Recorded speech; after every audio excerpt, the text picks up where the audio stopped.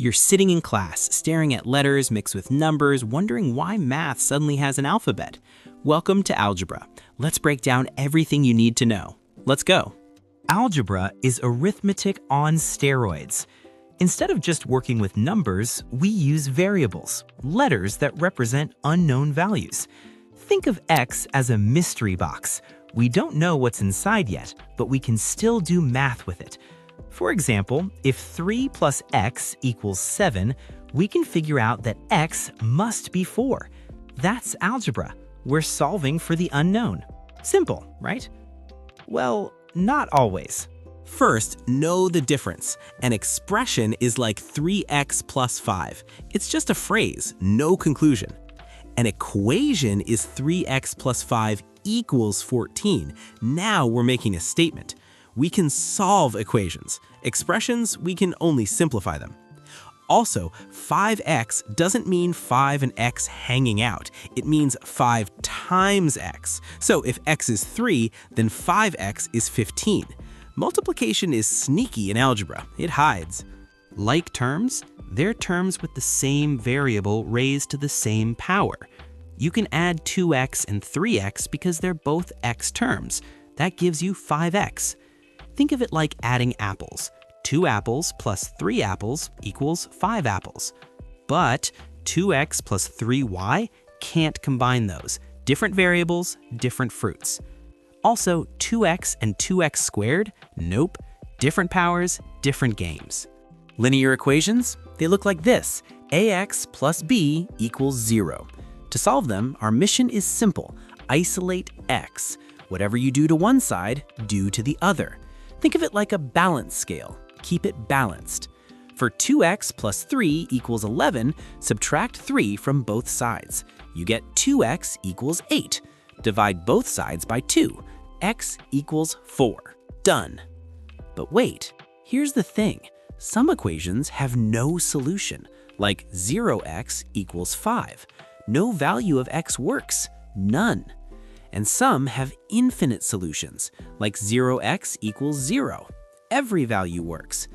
Algebra gets weird. The distributive property is your best friend. It says a times b plus c equals ab plus ac. You're distributing that multiplication to everything inside. So 3 times x plus 4 becomes 3x plus 12. Every single term gets multiplied. Miss one, and your answer's wrong. Don't be that person. Factoring is the reverse of distributing. We're breaking expressions into simpler parts. For example, x squared minus 9 factors into x minus 3 times x plus 3. Why factor? Because it makes solving way easier. If you have x minus 3 times x plus 3 equals 0, then either x minus 3 is 0 or x plus 3 is 0. So x is 3 or negative 3. The most common factoring patterns? Difference of squares, perfect square trinomials, and just plain old trinomials. Learn them, use them, love them. Now we level up. Quadratic equations have x squared in them. The standard form is ax squared plus bx plus c equals 0. These aren't straight lines anymore, they're curves called parabolas. To solve them, we usually try factoring first, but if that doesn't work, we use the quadratic formula. X equals negative b plus or minus the square root of b squared minus 4ac all over 2a. Looks scary? Maybe, but it's just plug and chug. That thing under the square root, b squared minus 4ac, that's called the discriminant. If it's positive, you get 2 solutions. If it's 0, you get 1. And if it's negative, no real solutions. The discriminant tells you everything. Exponents show repeated multiplication. X to the third means x times x times x. Simple, but there are rules. X to the a times x to the b equals x to the a plus b. When multiplying, add the exponents. X to the a divided by x to the b equals x to the a minus b. When dividing, subtract them. X to the a raised to the power of b equals x to the a times b. Power to a power, multiply. Anything to the 0 power is 1. X to the 0 is 1. Even a million to the 0 is 1. And negative exponents, they flip things. X to the negative a equals 1 over x to the a. Master these rules or suffer. Radical equations have square roots or other roots. To solve them, we need to eliminate the radical by raising both sides to the power. For the square root of x plus 2 equals 5, we square both sides. X plus 2 equals 25, so x equals 23. But here's the trap. Always check your answer. Squaring can create fake solutions that don't actually work in the original equation. Don't trust anything. Verify everything. Sometimes we have multiple equations with multiple variables. These are systems. There are 3 ways to solve them fast. Method 1, substitution. Solve one equation for a variable, then plug it into the other. Method 2, elimination. Add or subtract equations to eliminate a variable, just like that. Method 3, graphing. Plot both lines and see where they intersect. If the lines cross once, 1 solution. If they're parallel, 0. If they're the same line, infinite. Pick your method based on what looks easiest and go! Inequalities use greater than, less than, or equal to signs instead of just equals. Solving them is almost like solving equations, but with one big rule. If you multiply or divide by a negative number, flip the sign.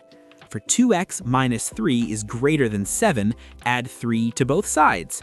2x is greater than 10. Divide by 2, x is greater than 5. Simple, right? We write solutions in interval notation. In this case, it's from 5 to infinity. A round bracket means 5 is not included. A square bracket means it is. Know the difference. Absolute value measures distance from 0, and distance, it's always positive.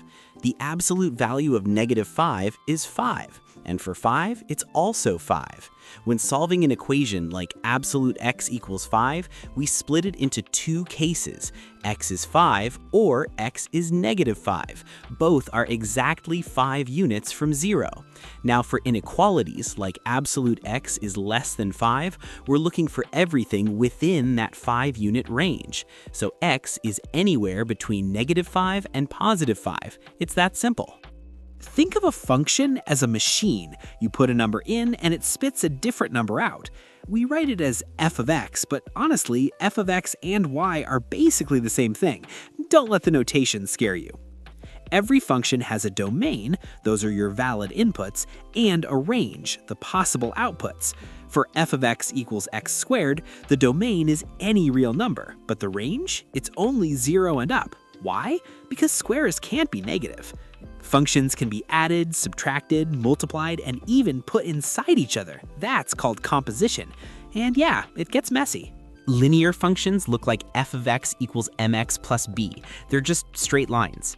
M is the slope, basically how steep that line is. And b, that's the y-intercept, where it crosses the vertical axis. Quadratic functions like ax squared plus bx plus c make parabolas, those smooth U-shaped curves. To graph anything, just find the key points. For lines, 2 points are enough, just connect them. For parabolas, you need the vertex, the very tip of the U, and a few points around it. And if you want to get fancy, use transformations. Want to shift it right? Replace x with x minus a. Want to move it up? Just add a constant at the end. Want to flip the whole thing? Multiply by -1. Once you know the basic shape, transformations just move it around like a puzzle. And that is all of algebra in 10 minutes. From variables to quadratics to systems. Is it everything? No, there's way more. But this is your foundation. Master these concepts and algebra becomes way less painful. If this helped, smash that like button and subscribe for more math in minutes. Drop a comment if you want a part 2 covering the advanced stuff. Until next time, keep solving. Peace.